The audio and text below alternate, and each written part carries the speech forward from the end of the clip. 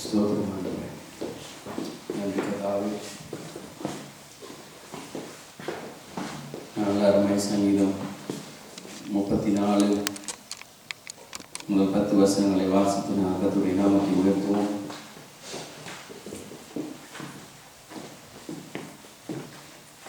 கர்த்தரை நான் இக்காலத்தில் ஸ்தோத்தரிப்பேன், அவர் துதி எப்பொழுதும் என் வாயில் இருக்கும். கர்த்தருக்குள் என் ஆத்துமா மேன்மை பாராட்டும், சிறுமைப்பட்டவர்கள் அதை கேட்டு மகிழ்வார்கள். என்னோட கூட கர்த்தரை மகிமைப்படுத்துங்கள், நாம் ஒருமித்து அவர் நாமத்தை உயர்த்துவோமாக. நான் கர்த்தரை தேடினேன், அவர் எனக்கு செவி கொடுத்து என்னுடைய எல்லா பயத்துக்கும் என்னை நீங்களாக்கிவிட்டார். அவர்கள் அவரை நோக்கி பார்த்து பிரகாசம் அடைந்தார்கள், அவர்கள் முகங்கள் வெட்கப்படவில்லை. இந்த ஏழை கூப்பிட்டான், கர்த்தர் கேட்டு அவன் இடுக்கங்களுக்கெல்லாம் நீங்களாக்கி ரட்சித்தார். கர்த்தருடைய தூதர் அவருக்கு பாளையம் பயந்தவர்களுக்கு சூழ பாளையம் இறங்கி அவர்களை விடுவிக்கிறார். கர்த்தர் நல்லவர் என்பதை ருசித்து பாருங்கள், அவர் மேல் நம்பிக்கையாய் இருக்கிற மனுஷன் பாக்கியவான். கர்த்தருடைய பரிசுத்தவான்களே, அவருக்கு பயந்திருங்கள், அவருக்கு பயந்திருக்கிறவர்களுக்கு குறைவில்லை. ஆமென். ஸ்தோத்திரம் அப்பா, உங்களுக்கு நன்றி செலுத்துகிறோம். இந்த காலை நேரத்தில் கர்த்தாவே, நீர் எங்கள் மத்தியிலே இருக்கிறதுக்காய் நன்றி செலுத்துகிறோம். நீர் எங்கள் மத்தியிலே உலாவிக் கொண்டிருக்கிறதுக்காய் உங்களுக்கு நன்றி கர்த்தாவே. ஆவியானவர் எங்களோடு கூட இருந்து நடத்துகிறதுக்காய் உங்களுக்கு நன்றி செலுத்துகிறோம் அப்பா. கர்த்தாவே, இயேசுவின் நாமத்தினால் உம்முடைய சமூகத்திலே வருகிறோம் அப்பா. இயேசுவின் நாமத்தினால் உம்முடைய சமூகத்திலே வருகிறோம் அப்பா. கர்த்தாவே, இயேசு கிறிஸ்துவின் நாமத்தினால் பரிசுத்த ஆவியானவருடைய அன்பு துணையோடு உம்முடைய சமூகத்திலே வருகிறோம் அப்பா. நீங்கள் தாமே எங்களை ஏற்றுக்கொண்டு எங்களை நடத்துகிறதுக்காய் உங்களுக்கு நன்றி செலுத்துகிறோம் அப்பா. ஆவியானவர் எங்களை நடத்துகிறதுக்காய் உங்களுக்கு நன்றி. இந்த ஆராதனையை நடத்துகிறதுக்காய் நன்றி செலுத்துகிறோம். இந்த ஆராதனைக்கு விரோதமாய் கிரியை செய்கிற சகல சத்துருடைய வல்லமைகளும் இயேசுவின் நாமத்தினால் முறியடிக்கப்பட்டு போகும்படியாக ஜெபிக்கிறோம் அப்பா. கர்த்தாவே, உம்முடைய வசனம் சொல்லுகிறபடி கர்த்தரை தொழுது கொள்ளுகிறவர்கள் அவை ஆவியோடும் உண்மையோடும் தொழுது கொள்ளும்படியாக கர்த்தாவே இந்த காலை நேரத்தில் உம்முடைய சமூகத்திலே வந்து ஜெபிக்கிறோம். நீங்கள் தாமே எங்கள் மத்தியிலே உயர்ந்தவராயிருந்து இந்த இடத்திலே உம்முடைய நாமம் ஒன்றே உயர்த்தப்படும்படியாக ஜெபிக்கிறோம். நாங்கள் மனுஷனை அல்ல கர்த்தாவே, உம்மையே நாங்கள் மகிமைப்படுத்தவும், உம்மையே நாங்கள் கனப்படுத்தவும், உம்மையே நாங்கள் ஆராதிக்கவும் கர்த்தர் எங்களுக்கு கிருபை செய்தல்லுங்க கர்த்தாவே. உம்முடைய வசனம் எங்களுடைய கால்களுக்கு தீபம், உங்களுடைய பாதைக்கு வெளிச்சமும் இந்த நாளிலே நடத்தும்படியாக ஜெபிக்கிறோம் அப்பா. இன்றைக்கு அழிந்து போகிற உலகத்திலே கர்த்தருடைய கரம் எங்களோடு இருந்து எங்களை நடத்துகிறதுக்காக நன்றி செலுத்துகிறோம் கர்த்தாவே. எத்தனையோ பேருக்கு கிடைக்காத இந்த சாக்கியத்தை எங்களுக்கு கொடுத்திருக்கிறீங்கப்பா. உம்முடைய சமூகத்திலே வந்து உம்மை ஆராதிக்க, உம்மை துதிக்க, உம்மை பாட, உம்முடைய நாமத்தை உயர்த்த உம்முடைய வல்லமையுள்ள கரம் எங்களை நடத்துகிறதுக்காய் உங்களுக்கு நன்றி. ஆவியானவரே, நீர் எங்களை நடத்துகிறதுக்காய் ஸ்தோத்திரம் அப்பா. உம்முடைய வல்லமையுள்ள கரம் எங்களோடு கூட இருந்து நடத்த முடியாது. இயேசுவின் நாமத்தில் ஒப்பு கொடுத்து ஜெபிக்கிறோம் நல்ல பிதாவே. ஆமென்.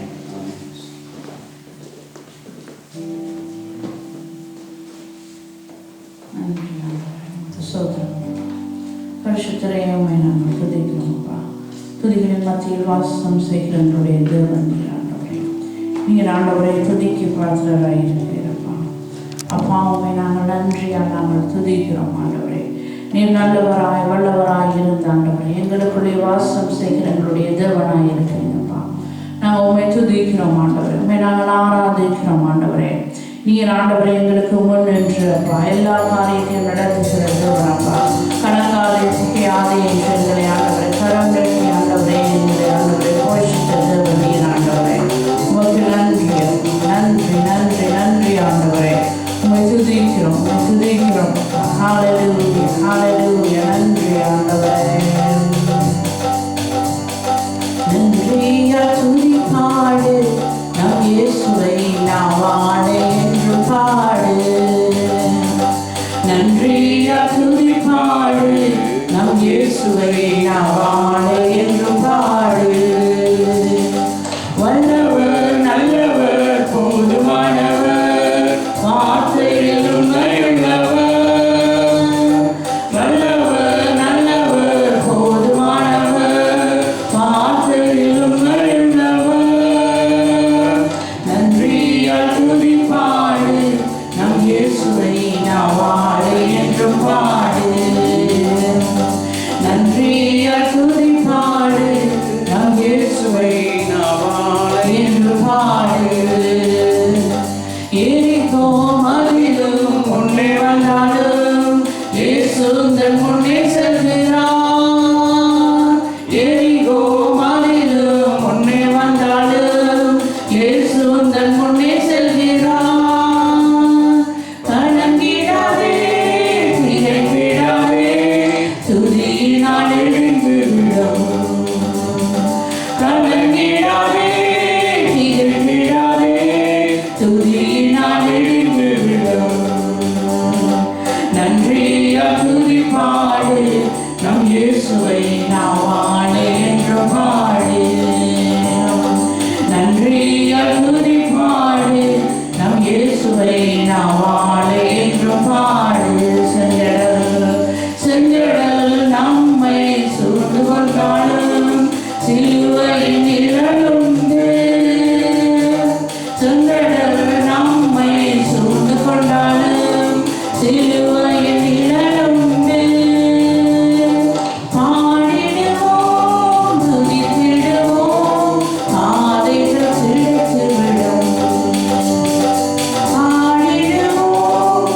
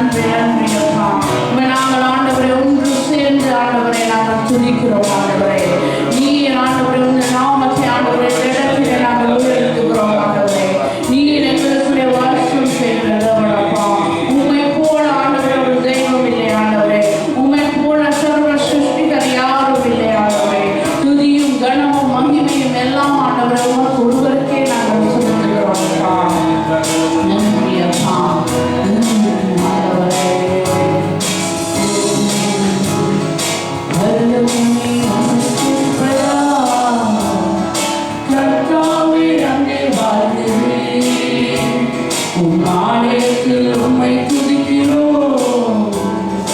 கர்த்தாவே எழுந்தருளும். பரலோகமே உம்மை துதிப்பதா.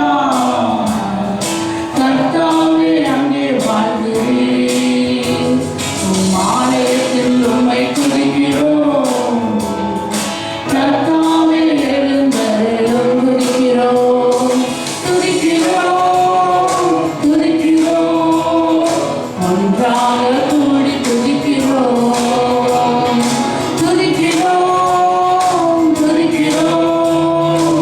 ஒன்றாக கூடி துதிக்கிறோம். பரலோகமே உம்மை துதிப்பதா. கர்த்தாவே அங்கே வாழ்கிறீர். ஆலயத்தில் உம்மை துதிக்கிறோம். கர்த்தாவே எழுந்தருளும். உந்தன் நாமம் உயர்த்தும் இடத்தில் அங்கே வாசம் செய்வீர். உந்தன் நாமம் உயர்த்தும் இடத்தில் அங்கே வாசம் செய்வீர். துதிக்கிறோம் துதிக்கிறோம். ஒன்றாக கூடி துதிக்கிறோம்.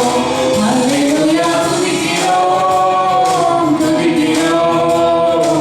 ஒன்றாக கூடி துதிக்கிறோம். பரலோகமே உம்மை துதிப்பதா. கர்த்தாவே அங்கே வாழ்கிறீர். ஆலயத்தில் உம்மை துதிக்கிறோம். கர்த்தாவே எழுந்தருளும். உம்மை போல ஒரு தெய்வம் இல்லை சர்வ சிருஷ்டிகரே. உம்மை போல ஒரு தெய்வம் இல்லை சர்வ சிருஷ்டிகரே. துதிக்கிறோம் துதிக்கிறோம். ஒன்றாக கூடி துதிக்கிறோம். துதிக்கிறோம் துதிக்கிறோம். ஒன்றாக கூடி துதிக்கிறோம். பரலோகமே உம்மை துதிப்பதா. கர்த்தாவே அங்கே வாழ்கிறீர். ஆலயத்தில் உம்மை துதிக்கிறோம். கர்த்தாவே எழுந்தருளும். துதியும் கனமும் மகிமையெல்லாம் உமக்கே செலுத்துகிறோம். துதியும் கனமும் மகிமையெல்லாம் உமக்கே செலுத்துகிறோம். துதிக்கிறோம் துதிக்கிறோம். ஒன்றாக கூடி துதிக்கிறோம். அல்லேலூயா துதிக்கிறோம் துதிக்கிறோம். ஒன்றாக கூடி துதிக்கிறோம். பரலோகமே உம்மை துதிப்பதா. கர்த்தாவே அங்கே வாழ்கிறீர். ஆலயத்தில் உம்மை துதிக்கிறோம். கர்த்தாவே எழுந்தருளும். உந்தன் நாமம் உயர்த்தும் இடத்தில் அங்கே வாசம் செய்வீர். உந்தன் நாமம் உயர்த்தும் இடத்தில் அங்கே வாசம் செய்வீர். துதிக்கிறோம் துதிக்கிறோம். ஒன்றாக கூடி துதி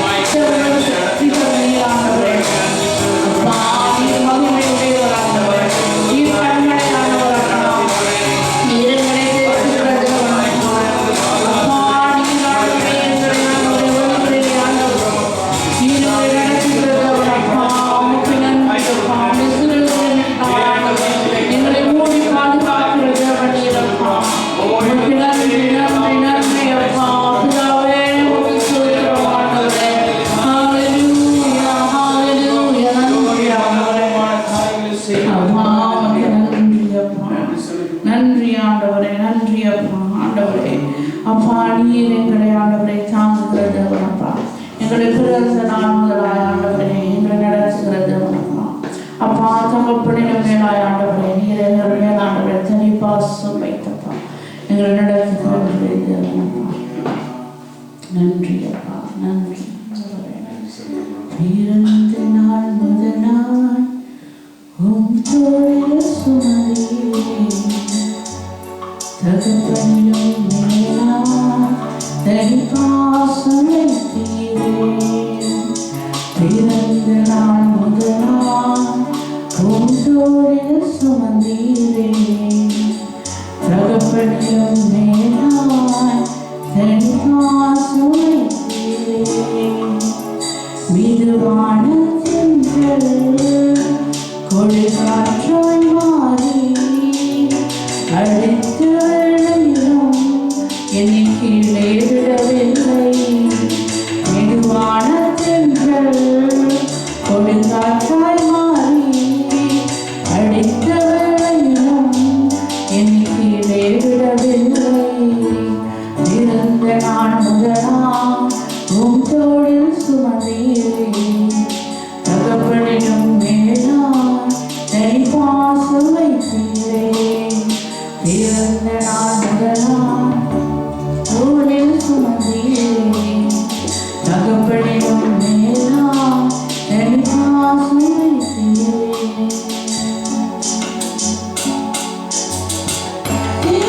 தனி பாசம் வைத்தீரே.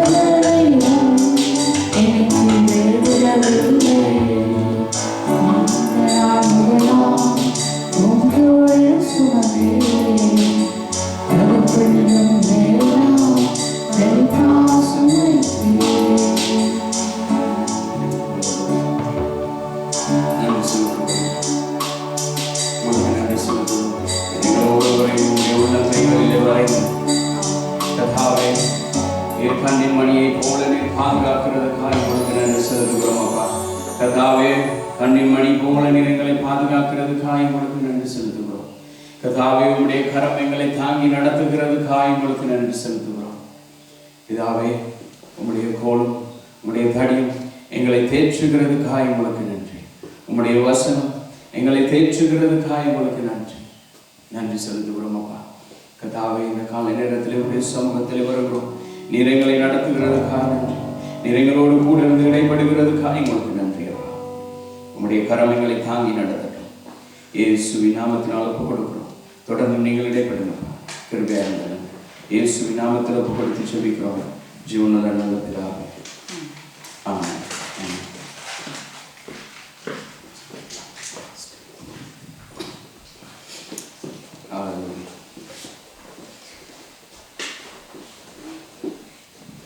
கர்த்தருடைய வசனத்துக்கு செவிக்க போகிறோம். வார்த்தைக்கு போகும் என்பதாக 2 அறிவித்தல். முதலாவது, எங்களுடைய கிறிஸ்துமஸ் ஆராதனை 25ஆம் தேதி காலையில் 10 மணிக்கு இந்த இடத்துல நடக்கும். கிறிஸ்துமஸ் ஆராதனை 25ஆம் தேதி காலை 10:30 மணிக்கு இந்த இடத்துல நடக்கும். ஆகவே அந்த நாளிலே கிறிஸ்துமஸ் ஆராதனையிலே நீங்கள் எல்லாரும் கலந்து கொள்ளும்படியாக கேட்டுக்கொள்ளப்படுவீர்கள்.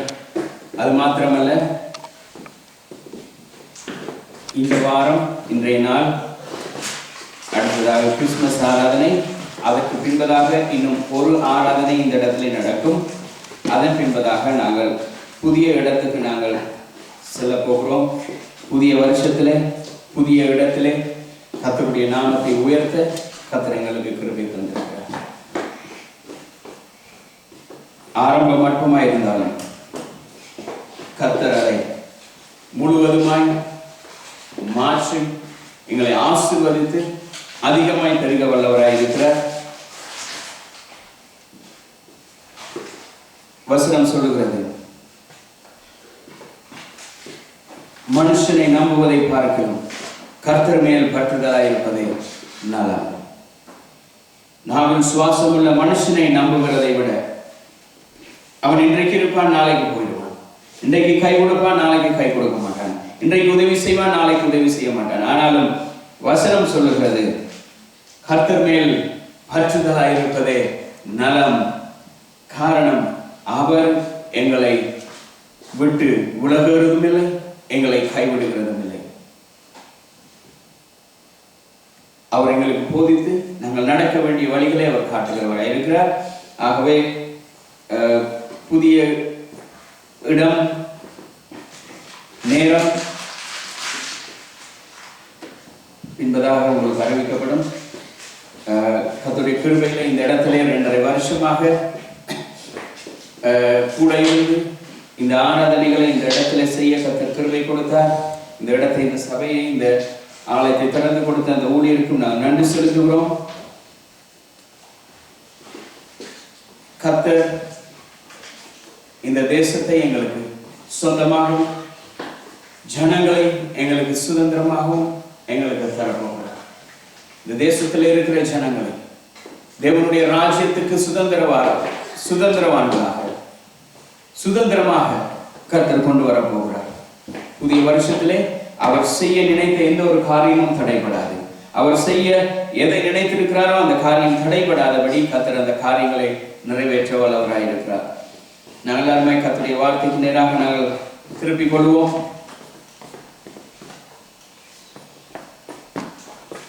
1 பேதுரு 2வது அதிகாரம் 25வது வசனம். 1 Peter chapter 2 verse 25.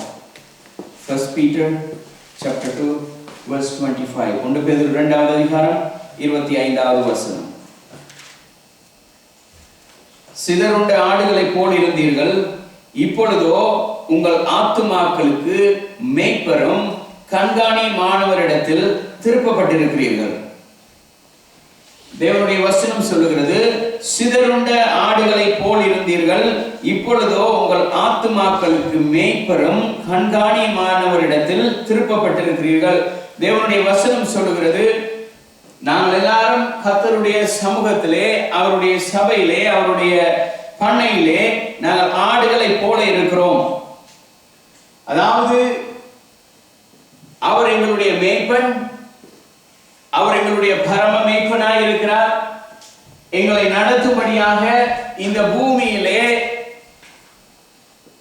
உபமேய்ப்பர்களாகிய தேவனுடைய ஊழியக்காரர்களை கொடுத்திருக்கிறார். அவர்கள் இந்த ஜனங்களை நடத்தும்படியாக. ஆனால் இந்த இடத்திலே தேவனுடைய வசனம் சொல்லுகிறபடி வேதத்திலே 2 விதமான ஆடுகளை குறித்து கர்த்தர் சொல்லுகிறார். நாங்கள் இன்றைய நாளில் பார்க்க போகிறோம். இந்த செய்தியினுடைய தலைப்பு இன்றைய காலத்தின் கிறிஸ்தவர்கள். இன்றைய கிறிஸ்தவர்கள், அதாவது today's Christians. What God wants, how God wants, and how we are now. கர்த்தர் எங்களிடத்தில் எதிர்பார்க்கிறார், அவர் நாங்கள் எப்படி இருக்கணும் என்று எதிர்பார்க்கிறார். ஆனால் நாங்கள் எப்படி வாழ்ந்து கொண்டிருக்கிறோம். அதாவது 2 காரியங்களை குறித்து இந்த செய்தி மிகவும் நீளமான செய்தி. நாங்கள் 2 வாரம் இதை நாங்கள் தியானிக்க போகிறோம். தேவனுடைய வசனம் சொல்லுகிறது, நாங்கள் எல்லாரும் வழி தப்பி திரிந்து வேறு வேறு வழிகளிலே ஓடிக்கொண்டிருந்த எங்களை தேவன் அழைத்து வந்து அவருடைய மந்தைகளுக்குள்ளாக எங்களை நடத்துகிறார். அவருடைய மேய்ச்சலில் நாங்கள் இருக்கிற பொழுது நாங்கள் நன்மையை கண்டடைகிறோம். நாங்கள் அவருடைய மேய்ச்சலில் இருந்து வெளியே போகிற பொழுது எங்களுக்கு எதிராக கண்ணிகளும் வேறு மிருகங்களும் ஓநாய்களும் வந்து எங்களை பட்சித்து போடுகிறது. ஆனால் தேவனுடைய வசனம் சொல்லுகிறது, அவருடைய பலத்த கைக்குள் அடங்கி இருங்கள் என்று சொல்லி இந்த மந்தைகள் இந்த மேய்ப்பனுடைய சத்தத்தை கேட்டு, இந்த ஷெப்பர்டுடைய சத்தத்தை கேட்டு அதற்கு கீழ்ப்படிந்திருக்கிற பொழுது தேவன் இந்த மந்தைகளை பராமரிக்கிறவராய் இருக்கிறார். ஆனால் இன்றைக்கு இந்த உலகம் தேவனுடைய சத்தத்துக்கு செவி கொடுக்காதபடி தங்களுக்கு இஷ்டமான, தங்களுடைய ஆசைகளை பூர்த்தி செய்யக்கூடிய, தங்களுடைய அபிலாஷைகளை பூர்த்தி செய்யக்கூடிய மேய்ப்பர்களை தேடுகிறார்கள். அவர்களுக்கு தெரியாது, அவர்கள் வெள்ளாட்டு தோலை போர்த்து கொண்டு வருகிற பட்சிக்க வருகிற ஓநாய்கள் என்று சொல்லி அறியாதபடி, தேவனுடைய சத்தத்துக்கு செவி கொடுக்காதபடி பவுல் தீமோத்தேயுக்கு எழுதுகிறான். தீமோத்தேயு இளம் ஊழியக்காரனாக இருக்கிறான். அவனுக்கு சொல்லுகிறான், நீ சபையிலே தேவன் தந்திருக்கிற மந்தைகளை எப்படியாக மேய்க்க வேண்டும், அவர்களுக்கு புத்தி சொல்லி அவர்களை கடிந்து கொண்டு நல்வழியிலே நடத்தி அவர்களை தேவனுக்கு ஏற்ற மந்தைகளாக நடத்து. ஏனென்று சொன்னால் பக்க வழியாய் சிலர் வந்து இந்த ஆடுகளை பட்சிப்பார்கள் என்று சொல்லி.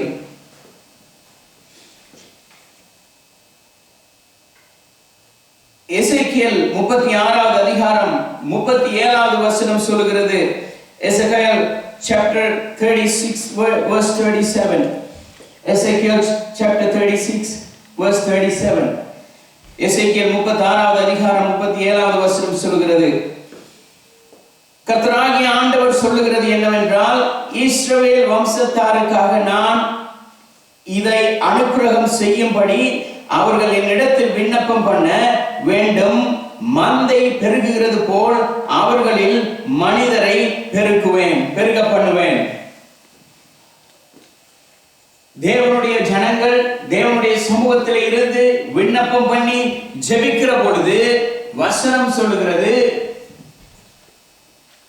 அவர் மந்தைகளை பெருக பண்ணுகிறது போல ஜனங்களை பெருக பண்ணுவார். இன்றைக்கு அதான் சொன்னேன், இதுதான் இன்றைய கிறிஸ்துவத்தினுடைய நிலைமையாக இருக்கிறது. இன்றைக்கு என்ன செய்ய நினைக்கிறார்கள்? சுவிசேஷம் கிராமம் எல்லா இடமும் ஊழியக்காரர் மாத்திரம் தான் போகணும். சத்தியம் சொல்லுகிறதுக்கு சுவிசேஷகர் மாத்திரம் தான் போகணும். ஜெபிக்கிறதுக்கு ஊழியக்காரர் மாத்திரம் தான் போகணும். இந்த வேலைக்கு ஊழியக்காரர் மாத்திரம் தான், இதை செய்ய வேண்டியது ஊழியக்காரர் மாத்திரம் தான். காரணம் என்ன தெரியுமா?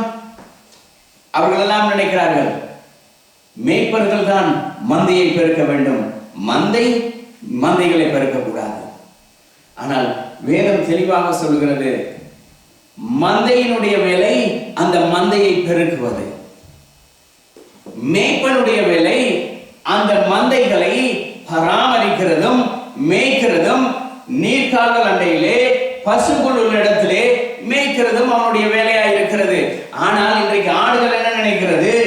நாங்கள் பெருக மாட்டோம், ஊழியக்காரர் எங்களை பெருக்க வேண்டும்.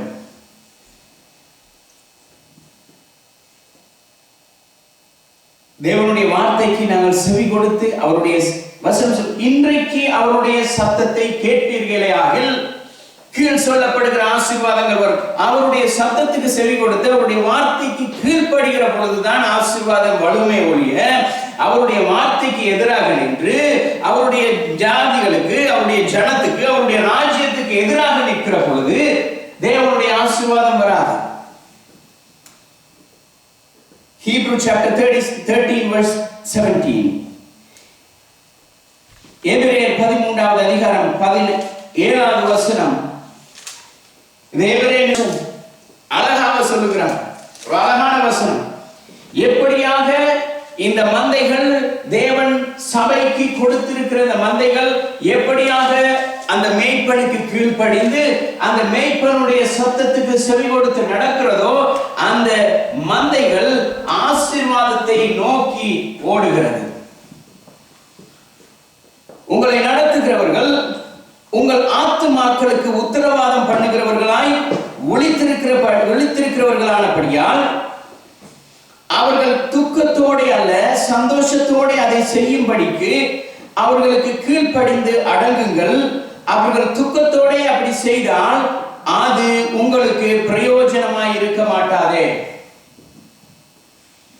இன்றைக்கு அநேக தேவனுடைய பிள்ளைகள் அவர் நினைக்கிறார்கள், நாங்கள் நினைக்கிறபடி எங்களுடைய இஷ்டம் போல வாழலாம்.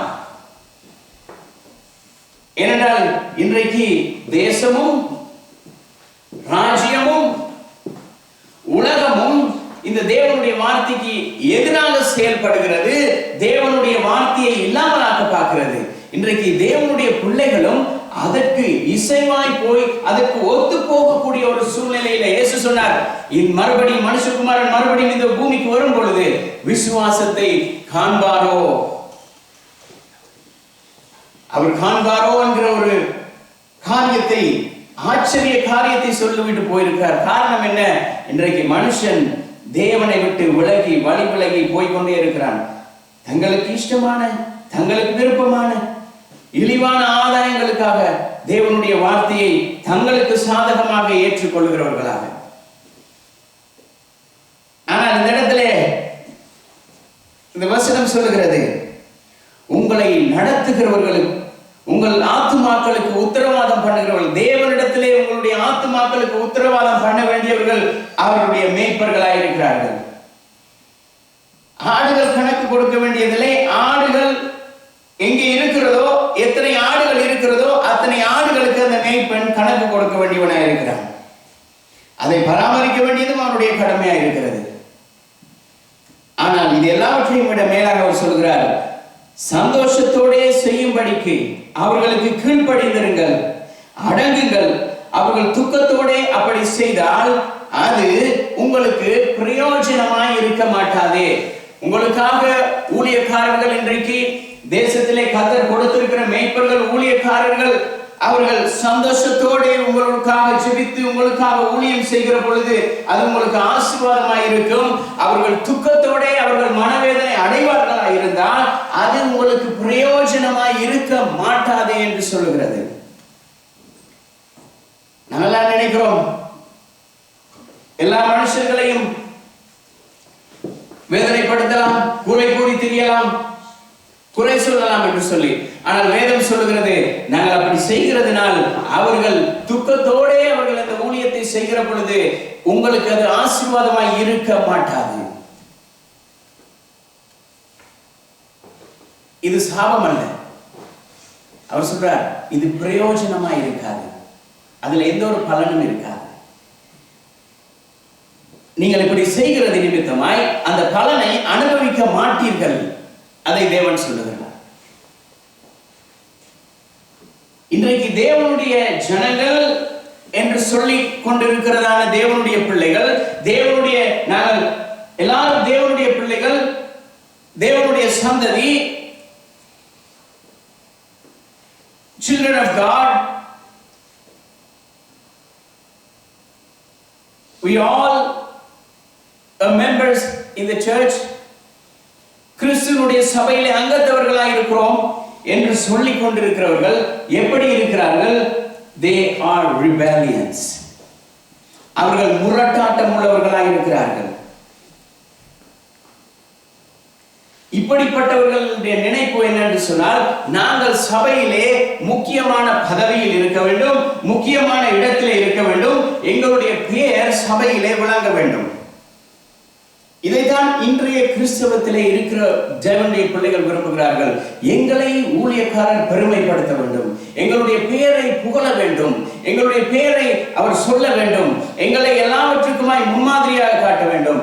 ஆனால் வசனத்துக்கு விரோதமாய் செய்கிற பொழுது ஆசீர்வாதம் இல்லை.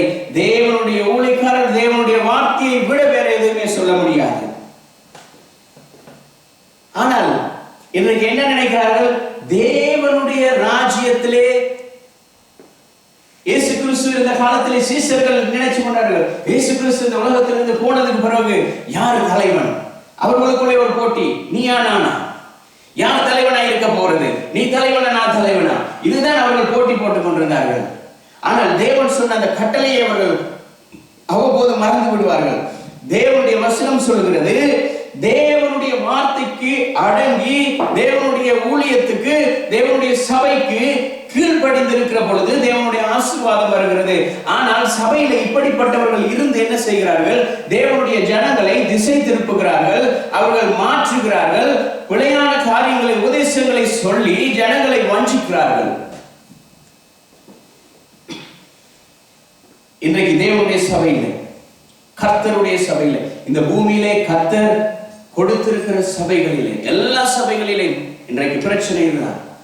இன்றைக்கு ஊழியக்காரர்கள் ஊழியம் செய்ய முடியாதபடி, தேவனுடைய ஜனங்களை நடத்த முடியாதபடி இருக்கிற ஒரு கூட்டம் என்ன செய்கிறார்கள்? அவர்களை தடை செய்து கொண்டிருக்கிறார்கள். ஊழியர்கள் ஊழியர்களுக்கு போக முடியாது, சபைகளை காரியங்களை செய்ய முடியாது, ஜனங்களை நடத்த முடியாது, திட்டங்களை வகிக்க முடியாது, வார்த்தைகளை சொல்ல முடியாது. எல்லாவற்றுக்கும் ஒரு கட்டுப்பாடு, கோட்பாடு.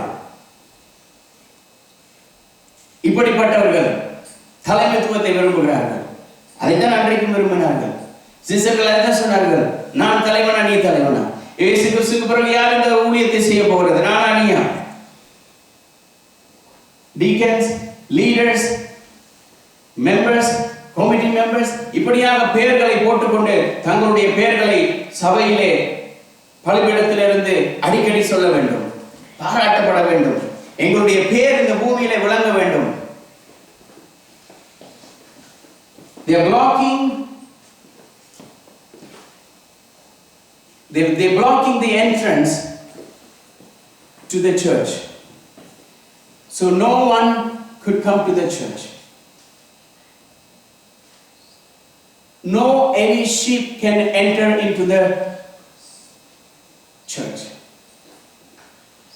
But the shepherd wants all the sheep should stay in his control, under his protection. But some kind of leaders, deacons, whoever, they against those kind of things.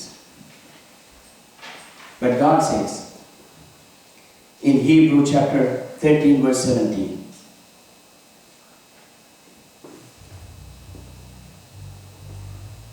obey them that have the rule over you, and submit yourselves, for they watch for your souls as they that must give account, that they may do it with joy. அவர்கள் சந்தோஷத்தோடு ஊழியம் செய்ய வேண்டும். இன்றைக்கு ஊழியர்கள் என்ன சொன்னால், இப்படிப்பட்ட வசனங்களை போதிக்கிறது இல்லாதபடியினால்தான் தேவனுடைய ஜனங்கள் மற்றவர்களையும் தேவனுடைய ஜனங்களை இப்படி முரட்டாட்டம் பிடித்தவர்கள் என்ன செய்கிறார்கள்? கெடுக்கிறார்கள், வழி விலகி போக செய்கிறார்கள். அவர்களும் நினைக்கிறார்கள், இந்த ஆடுகளும் நினைக்கிறது, இவர்கள் சொல்லுகிறது சரி, அவர்கள் யாராய் இருந்தாலும் சரி, நாங்கள் தேவனுடைய பிள்ளைகளாய் தேவனுடைய வசனத்துக்கு கீழ்ப்படிந்து இருக்கிற பொழுது நாங்கள் ஜெபிக்கிறோம், வரங்களை பெற்றிருக்கிறோம், அபிஷேகத்திலே நிரம்பி இருக்கிறோம், அந்நிய பாஷைகளை பேசுகிறோம், எல்லாம் செய்து இந்த மனுஷர்கள் தேவனுடைய வார்த்தைக்கு விரோதமாய் செயல்படுகிறார்கள் என்பதை நாங்கள் புரியாதபடி கட்டுக்கதைகளுக்கும் மாய்மாலங்களுக்கும் எங்களுடைய செவியை சாய்க்கிறோம்.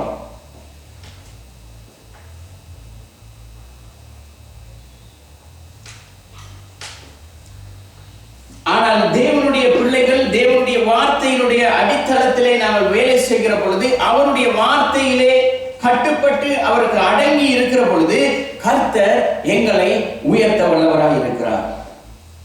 ஏனென்றால் சொன்னோம், சபையிலே ஆடுகளை கர்த்தர் கொடுத்திருக்கிறார். ஆனாலும் அந்த ஆடுகளிலேயும் ரெண்டு வகையா இருக்கிறது. ரெண்டு வகையான ஆடுகள். Two kind of flocks. How do you say flocks? Folks. So, ரெண்டு விதமான ஆடுகள். ஒன்று sheep, the other one is goat. The sheep listen to his shepherd, but goat never listen. The shepherd go behind the goat. But here, the shepherd go forward and the sheep follow him. These are the two different things in these two kind of. So the goat always do whatever they want, but the sheep always listen what the shepherd want to do. இந்த ரெண்டு காரியங்களை சபையிலே இருக்கிறது. அதை நாங்கள் புரிந்து வகைப்படுத்தாவிட்டால் எங்களுக்கு பிரச்சனை, சபைக்கும் பிரச்சனை, ஜனங்களுக்கும் பிரச்சனை, எல்லாருக்கும் பிரச்சனை, தேசத்துக்கும் அது பிரச்சனையாய் மாறிவிடும். இந்த ரெண்டு விதமான ஆடுகளிலே நாங்கள் இனம் கண்டு கொள்ள வேண்டும். ஏது ஆடு வெள்ளாட்டு தோல் போத்திய மந்தையாய் இருக்கிறது, ஏது தேவனுடைய சத்தத்தை கேட்கிற மந்தையாய் இருக்கிறது. Two difference. They have two different kind of sheep. Goat and the sheep. The sheep always bow down. They never lift their head up. But the goat always look up and they never listen. And they never listen to anything, anybody. They're always up. ஆனால் இந்த மந்தைகள் எப்பொழுதுமே தேவனுடைய சத்தத்துக்கு செவிசாய்த்து, தேவனுடைய மேய்ப்பனுக்கு செவிசாய்த்து, வசனம் சொல்லுகிறபடி அவர்கள் கேட்டு அதன்படி நடக்கிறவர்களாய் இருக்கிறார்கள். They always look down. They look down. They are not raised up. ஆனால் ஆடுகள் அப்படி இல்லை. அது எப்பயுமே தனக்கு தெரியும், தான் ஓடும், தன்னால முடியும், தனக்கு எல்லாம் செய்ய முடியும் என்கிற அந்த நினைப்புல ஓடிக்கொண்டே இருக்கும். அது என்ன செய்யும்? தானும் நிற்காது, நிற்கிறவர்களையும் நிற்க விடாது. ஆனால் இந்த ஆடுகள் அப்படி இல்லை. எப்படின்னு சொன்னால், ஒரு ஆடு தலையை குனிஞ்சு கொண்டு இந்த மந்தைகள் செம்மறி ஆடுகள் ஒரு வழியை போய்கொண்டிருந்தா அதுக்கு பின்னால எல்லாம் ஓடும். ஏன்? மேய்ப்பன் முன்னால ஓடுகிறான், அந்த மேய்ப்பனை பார்த்து கொண்டு ஓடிக்கொண்டு மேய்ப்பனுடைய காலடிகளை பார்த்து ஓடிக்கொண்டே இருக்கிறது. They follow the shepherd's footstep.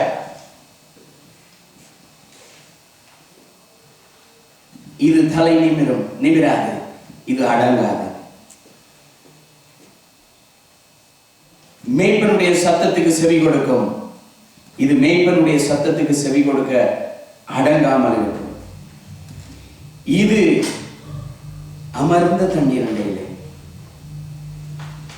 அதனால்தான் சங்கீதக்காரன் சொல்கிறார், 23வது சங்கீதத்திலே Psalms 23, God is my shepherd, I shall not want. He guiding me into where? The green pasture. And the verse 2. He make me to lie down in green pasture. He lead me beside the still water. So the sheep always drink the water wherever there's still water. The still water means it's not the water always, it's not the dirty water. It's not the pond water. The still water, the original translation is, there is the water running, but the water running very quietly. இந்த செம்மறி ஆடுகள், இந்த மந்தைகள் என்ன செய்கிறது? எங்க தண்ணீர், தேவன் வசனம் சொல்லுகிறது, அவர் என்னை புல்லுள்ள இடங்களில் மேய்த்து அமர்ந்த தண்ணீர் அண்டையிலே கொண்டு போய் விடுகிறார். அமர்ந்த தண்ணீர் என்று சொன்னால் அந்த தண்ணி அமைதியாய் ஓடிக்கொண்டிருக்கிறது.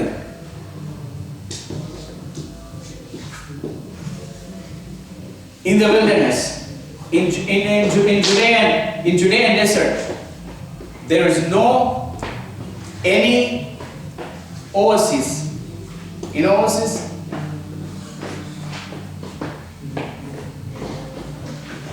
What is oasis? There is nothing. All the other deserts, they have so many oases, but in Judean desert, when you go from this end to the other end, you couldn't find anything. The end of the Judean desert, there's one spring, the spring name called, they have there's two different the spring water running. அதுல ரெண்டு விதமான நீரூற்றுகள் இருக்கிறது. இந்த யூதேய வனாந்தரத்திலே ஒரு நீரூற்றும்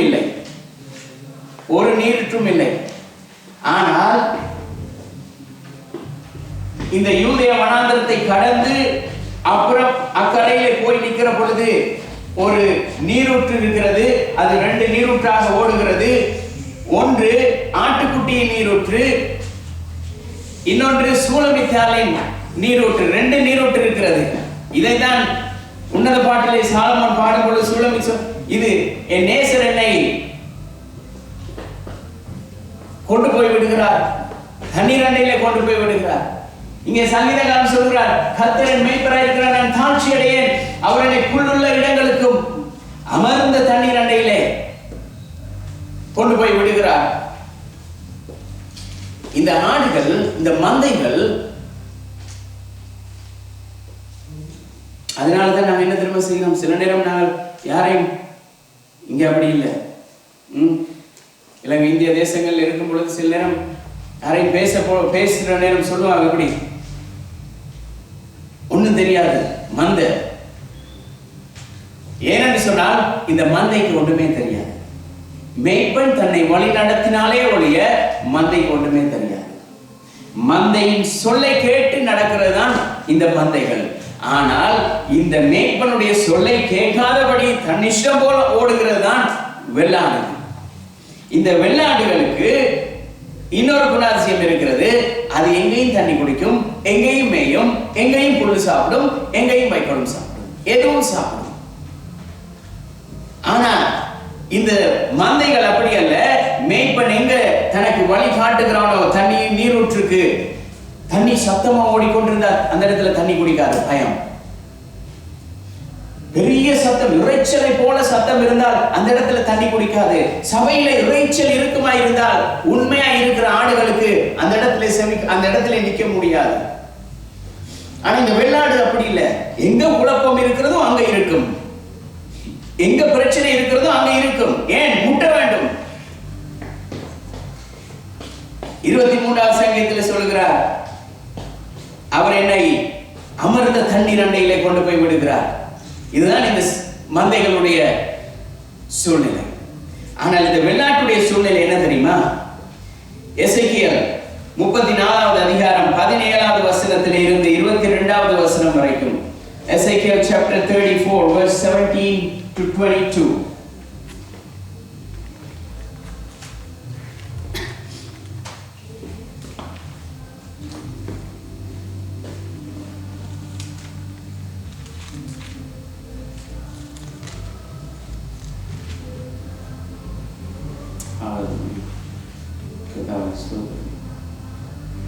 Ezekiel chapter 34 verse 17 to 22. எசேக்கியேல் 34வது அதிகாரம் 17வது வசனத்திலிருந்து 22வது வசனம் வரை. என் மந்தையே, கர்த்தராகிய ஆண்டவர் சொல்லுகிறது என்னவென்றால், இதோ ஆட்டுக்குட்டிக்கும் ஆட்டுக்கடாக்களுக்கும் வெள்ளாட்டு கடாக்களுக்கும் நான் நியாயம் தீர்ப்பேன்.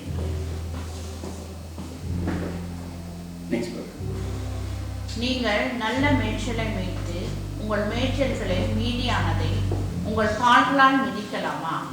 தெளிந்த தண்ணீரை குடித்து மீதியா இருக்கிறதை உங்கள் கால்களால் குழப்பி போடலாமா?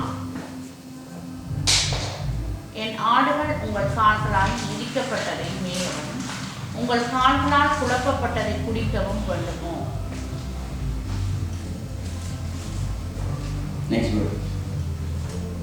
ஆகையால் கர்த்தராகிய ஆண்டவர் அவைகளை நோக்கி, இதோ நானே கொழுத்த ஆடுகளுக்கும் இளைத்த ஆடுகளுக்கும் நியாயம் தீர்ப்பேன்.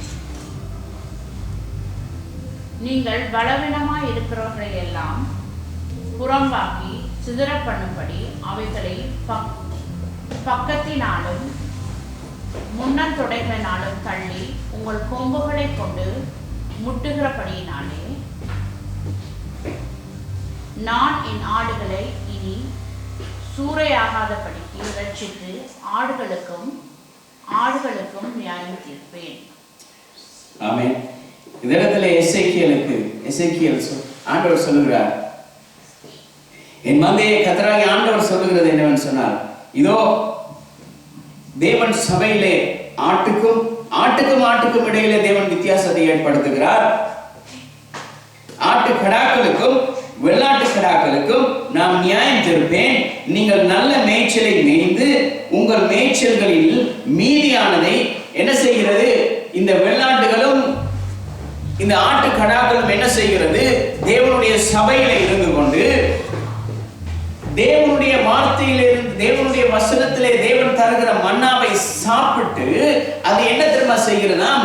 அது கால்களாலே குழப்பி, அப்படிதான் வசனம் சொல்லுகிறது, உங்கள் கால்களால மிதித்து தெளிந்த தண்ணீரை குடித்து மீதியானவைகளை குழப்பி போடுகிறது. இதுதான் வெள்ளாட்டுடைய நிலைமை. ஆடு என்ன செய்கிறது? இந்த வெள்ளாடும் ஆட்டு கடாக்களும் சபைக்குள்ள இருந்து என்ன செய்கிறது? தேவனுடைய வார்த்தையில இருந்து வருகிறதான ஆசீர்வாதத்தை பெற்றுக்கொண்டு மற்றவர்கள் பெற்றுக்கொள்ள முடியாதபடி, மற்றவர்களும் இந்த ஆசீர்வாதத்தை வாங்கிக் கொள்ள முடியாதபடி கிடைக்கிற ஆசீர்வாதத்தை தானே வைத்துக் கொண்டு மிகுதியானதை குழப்பி போடுகிறது. அது என்ன செய்கிறது? வருகிற சாப்பாட்டை, வருகிற சத்தியத்தை மற்றவர்கள் கேட்கக்கூடாது என்பதற்காக தடை செய்கிறது. கிடைக்கிற தண்ணீரை அவர்களும் பருகக்கூடாது என்கிறதுக்காக அதை குழப்பி போடுகிறது. சபையிலே குழப்பத்தை ஏற்படுத்துகிறது. ஆண்டவர் கேட்கிறார், நீங்கள் இப்படி செய்யலாமா? குழப்பி போடலாமா? என் ஆடுகளால் என் ஆடுகள், அவர் சொல்கிறார், என் ஆடுகள் உங்கள் கால்களில் மிதிக்கப்பட்டதையும் குழப்பி போடப்பட்டதையும் சாப்பிட முடியுமா?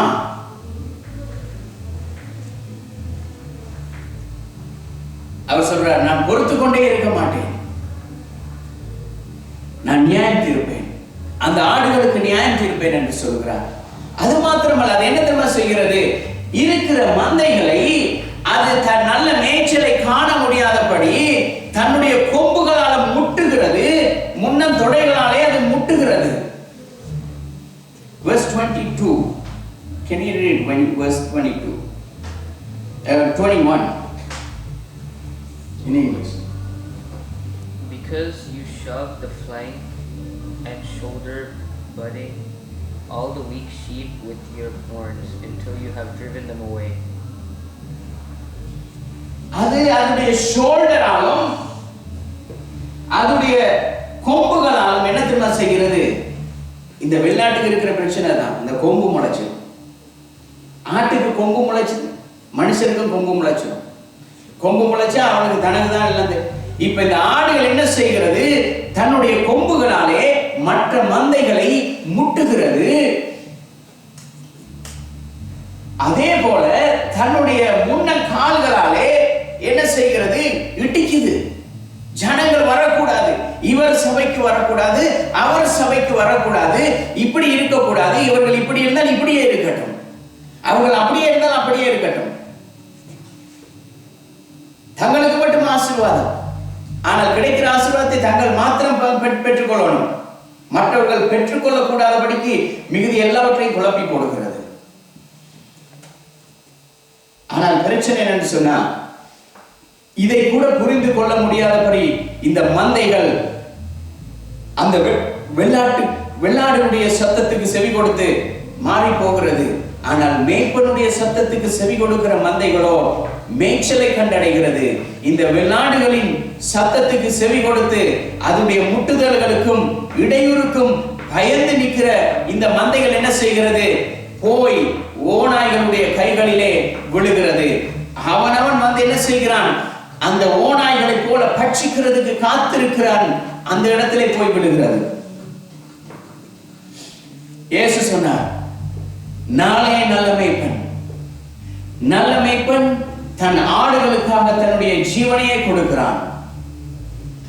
ஆனால் பக்க வழியாய் வந்த மேய்ப்பன் தன் ஆடுகளுக்கு பிரச்சனை வருகிறது என்று சொன்ன உடனே ஓடிடுவான் இந்த இடத்துல இருந்து. ஆனா நல்ல மேய்ப்பன் அந்த இடத்துல இருப்பான், மந்தைகளை மேய்ப்பான். இயேசு சொன்னார், இந்த தொழுவத்தில் உள்ளாத இன்னும் அநேக ஆடுகள் வெளியே இருக்கிறது, அந்த ஆடுகளையும் கொண்டு வந்து தன்னுடைய மேய்ச்சலிலே அவன் என்ன செய்கிறான்? புல்லுள்ள இடங்களிலும் அமர்ந்த தண்ணீரிலும் கொண்டு போய் விடுகிறதுக்கு வாஞ்சிக்கிறான். இன்றைக்கு அநேக சபைகளுக்கு அது வேண்டும். சபை வளரணும், ஜனங்கள் வர வேண்டும், சபையிலே அற்புதங்கள் அதிசயங்கள் எழுப்புதல்கள் உண்டாக வேண்டும். ஆனால் ஒரு பெரிய தடை இந்த வெள்ளாடுகள் இருந்து கொண்டு தடை செய்கிறது, முட்டுகிறது, குழப்புகிறது. ஆனால் கர்த்தருடைய வார்த்தைக்கு செவி கொடுக்கிற, சத்தத்துக்கு செவி கொடுத்து அதனுடைய வார்த்தையின்படி நடக்கிற மந்தைகள் மேய்ச்சலை கண்டடைகிறது. சபை கூடி வருகிறதை சிலர் விட்டு விடுகிறது போல நாமும் விட்டு விடாதபடி ஒருவருக்காக ஒருவர் புத்தி சொல்ல கடவோம் என்று சொல்லி இன்றைய நாள் ஓய்வு நாள், தேவனுடைய சமூகத்தில் இருக்க வேண்டிய நாள். கோவிட் நேரத்திலே எப்படி work from home ஆயிருந்தார்களோ அதேபடி இன்றைக்கு கிறிஸ்தவர்கள் பழகி விட்டார்கள். work, praise from home, pray from home, listen from home.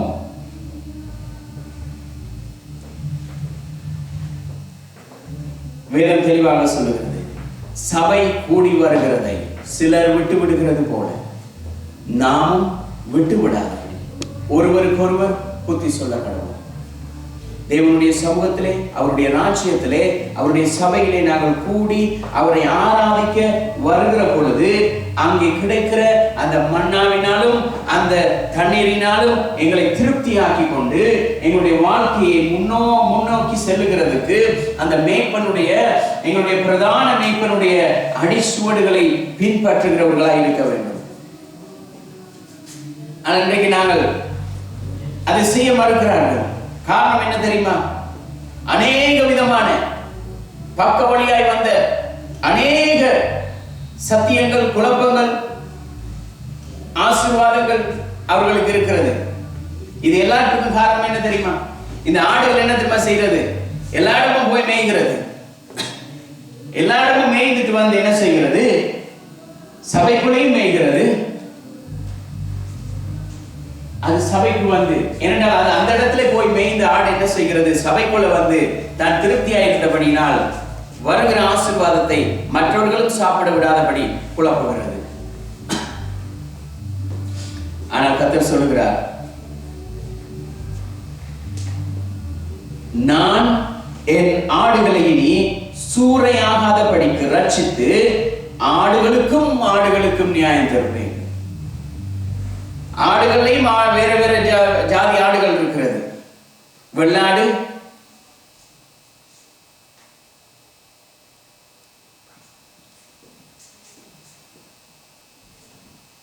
இப்படிப்பட்ட ஆடுகளுக்கு தேவன் நியாயம் தருகிறேன் என்று சொல்கிறார். ஆனால் ஆடுகள் தேவனுடைய சத்தத்துக்கு, இந்த மந்தைகள் தேவனுடைய சத்தத்துக்கு செவி சாய்க்கிறவர்களாக இருக்கிறது. தேவனுடைய சத்தத்துக்கு செவி சாய்க்கிற பொழுது கர்த்தருடைய ஆசீர்வாதத்திலே அது மேய்ச்சலை கண்டடைகிறது. அதுதான் 23வது சங்கீதத்தில் சொல்கிறார், அவர் என்னை புல்லுள்ள இடங்களிலே கொண்டு போய் மேய்க்கிறார். தேவன் எங்களை புல் இருக்கிறதான இடங்களிலே கொண்டு போய் மேய்த்து அமர்ந்த தண்ணீர் அண்டையிலே கொண்டு போய் விடுகிறார். நான் நீர்கால்கள் ஓரமாய் நடப்பட்ட மரத்தை போல செழித்து ஓங்குகிறேன். ஏனென்றால் என்னுடைய வேர் நீர்கால்கள் ஓரமாய் நடப்பட்டிருக்கிறது. நாங்கள் நினைக்கிறோம், நாங்கள் செய்கிற வேலைகள், தொழில், பிசினஸ், இந்த மாதிரி எந்த காரியமும் அதனாலதான் நாங்கள் ஆசீர்வதிக்கப்படுகிறோம். ஏனென்று சொன்னால் அந்த ஆசீர்வாதத்தை பெருக பண்ணுகிறதுக்கு ஒரு செய்தி இருக்கிறது, ப்ராஸ்பெரிட்டி காஸ்பல். அது தேவனுடைய வார்த்தைக்கே முரணானது. ஆசீர்வாதம் மட்டுமே இருக்கிறது, கர்த்தருடைய ஆசீர்வதிக்குமே ஆசீர்வாதம் இல்லை. தேவனுடைய சத்தத்துக்கு செவி கொடுத்து அதன்படி நடந்தால் வருகிற ஆசீர்வாதத்துக்கும் இந்த ஆசீர்வாதத்துக்கும் வித்தியாசம் இருக்கிறது. ஏனென்று சொன்னால் உலகத்தில் உள்ள மனுஷனும் ஆசீர்வாதமாய் இருக்கிறான். இந்த ப்ராஸ்பெரிட்டி காஸ்பல் எப்படி என்று சொன்னால் உலகத்தில் உள்ள மனுஷனும் ஆசீர்வதிக்கப்படுகிறானே, அதை போன்ற ஒரு ஆசீர்வாதம் தான். தேவனுடைய கரம் தேவனுடைய வார்த்தைக்கு செவி கொடுக்காதபடினால் அது அப்படியே ஒரு நாள் தணிந்து போயிடும். தேவனுடைய சத்தத்துக்கு செவி கொடுத்து தேவனுடைய வார்த்தைக்கு கீழ்ப்படிந்து வாழுகிற பொழுது வருகிற ஆசீர்வாதம் அது நிரந்தரமானது. அது தேவனுடைய வார்த்தைக்கு செவி கொடுக்கிறதினால் வருகிறது. அது வந்து கொண்டே இருக்கும். நீர்கால்கள் ஓரமாய் நடப்பட்ட மரத்தை போல அவன் வெயில் வந்தாலும் உஷ்ணம் வந்தாலும் என்ன பிரச்சனை வந்தாலும் அவன் கனி கொடுத்து கொண்டே இருப்பான். ஆனால் சிலருக்கு இன்றைக்கு விருப்பம் எப்படி, அந்த அற்ப சந்தோஷம், சொல்ப சந்தோஷத்துக்காக அங்கெங்கே ஓடுறோம். ஆனால் அதை சொல்லிக் கொடுக்க வேண்டிய இடத்துல இருக்கிற மேய்ப்பர்களும் அதை சொல்லிக் கொடுக்க மாட்டார்கள். காரணம் என்னென்று சொன்னால், இங்கே வந்த ஆட்டை தான் பிடிச்சு வைத்துக் கொள்ளணும். இன்னொரு கூட்ட தொழுவத்தில் இருந்து வருகிற ஆடு இங்கே இருக்குமா இருந்தால் அது இங்க இருக்கிற ஆடுகளையும் வளர விடாது, அதுவும் வளராது. அது என்ன தெரியுமா செய்யும், இங்கே நல்லா இல்லைன்னு சொல்லி இன்னொரு இடத்துக்கு போகும். ஆனால் மேய்ப்பனுடைய சத்தத்துக்கு செவி கொடுத்து அடங்குகிற ஆடு எப்படி இருக்குன்னு சொன்னால், எபிரேயர்ல நாங்கள் வாசித்தபடி அது அந்த மேய்ப்பன் சந்தோஷமா என்னை எங்கேயாவது கூட்டி போகிறதுக்கு வழி செய்யும்படியாக அதுக்கு அடங்கி இருக்கிறது. ஆனால் இதுக்கு அதை கேட்காதவர்கள், சத்தியத்திலே நிலைத்திருக்காதவர்கள் என்ன செய்கிறார்கள், நாங்கள் அடங்க மாட்டோம், இப்படிதான் வாழ்வோம் என்று சொல்லி வாழ்ந்து கொண்டிருக்கிறார்கள்.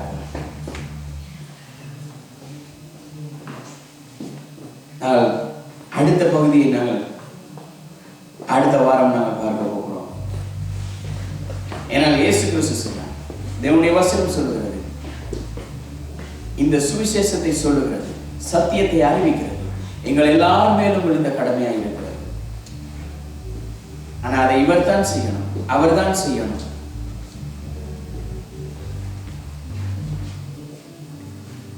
மனுஷன் வசதி உள்ளவன், வாய்ப்புள்ளவன், படித்தவன், செல்வந்தன் என்று சொல்லி அவர்களுக்கு முக்கியத்துவத்தை கொடுத்தால் தேவனுடைய வார்த்தைக்கு எதிராய் நிற்கிறோம்.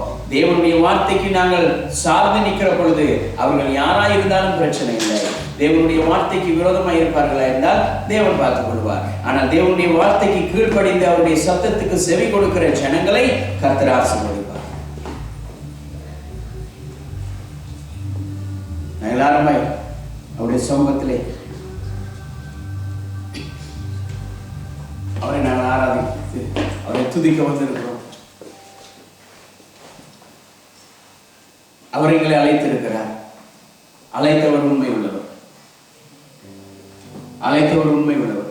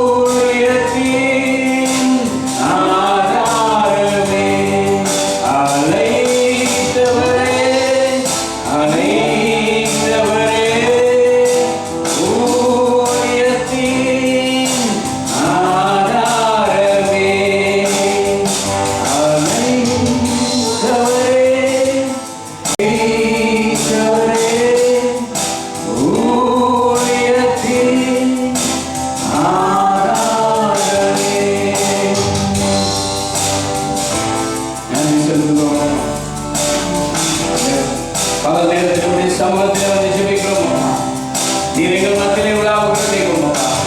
நீர் தந்த ஊழியத்தை கர்த்தாவே இறுதி வரை நடத்தி செல்ல உம்முடைய ராஜ்யம் இந்த பூமியில ஸ்தாபிக்கப்படும் வரை கர்த்தாவே உம்முடைய ராஜ்யம் மறுபடி நீர் இந்த பூமிக்கு வரும் வரை உம்முடைய நாமத்தை சொல்லவும் உம்முடைய ஊழியங்களை செய்யவும் உம்முடைய ராஜ்யத்துக்கு நேராக ஜனங்களை நடத்தவும் கர்த்தர் எங்களுக்கு கிருபை தந்திருக்கிறதுக்காக உங்களுக்கு நன்றி செலுத்துகிறோம் அப்பா.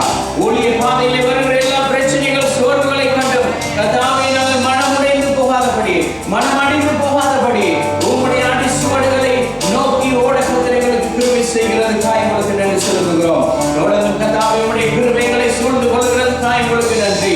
உம்முடைய கிருபை மாத்திரமே எங்களோடு இருந்து கர்த்தாவே இந்த விசுவாசம் என்னும் கேடகத்தை எடுத்துக்கொண்டு எதிராய் வருகிற எல்லா சத்துருடைய வல்லமைகளை மேற்கொண்டு கர்த்தாவே உம்முடைய ராஜ்யத்திலே கர்த்தாவே நீர் தொடக்கிறவர் முடிக்கும் வரை உம்முடைய பாதத்திலே அமர்ந்திருந்து கர்த்தாவே நீங்களே தேவன் என்று அறிந்து கொள்ளும் வரை கர்த்தாவே உம்முடைய ஜனங்களை கர்த்தாவே தேவனுடைய இடத்துக்கு நேராக நடத்துகிறவர்களாய் எங்களுக்கு கிருபை செய்வீராக. உம்முடைய கருமங்களை நடத்தட்டும். கர்த்தருடைய கருமங்களோடு கூட நடத்தபடியா ஜெபிக்கிறோம் அப்பா. தொடர்ந்து வருகிற நாட்களில் நடக்கிற ஆராதனைகள் கிறிஸ்துமஸ் ஆராதனைகள் கர்த்தாவே நாங்கள் புதிய இடத்துக்கு போகிற பொழுது கர்த்தருடைய ஆசீர்வாதம் அந்த இடத்திலே கடந்து வரும்படியா ஜெபிக்கிறோம். கர்த்தருடைய பிரசன்னம் அந்த இடத்திலே அசைவாடும்படியாக அநேக ஜனங்களை புதிய ஜனங்களை நீர் கூட்டி வர போகிறதுக்காய் உங்களுக்கு நன்றி. புதிய வருஷத்திலே நீர் இதோ புதிய காரியங்களை எங்களுக்கு செய்கிறதுக்காய் உங்களுக்கு நன்றி செலுத்துகிறோம். இயேசுவின் நாமத்தினால் ஒப்புப்படுத்தி ஜெபிக்கிறோம் நல்ல பிதாவே, ஆமென். என் ஆத்துமாவே கர்த்தரை ஸ்தோத்திரி, என் முழு உள்ளமையால் பரிசுத்த நாமத்தை ஸ்தோத்திரி. என் ஆத்துமாவே கர்த்தரை ஸ்தோத்திரி, அவர் செய்யும் சகல உபகாரங்களையும் மறவாதே. ஆமென். நம்முடைய கர்த்தராகிய இயேசு கிறிஸ்துவின் கிருபை, தேவனுடைய அன்பும் பரிசுத்த ஆவியானவருடைய அந்யோன்ய ஐக்கியமும் எங்கள் அனைவரோடும் கூட இருந்து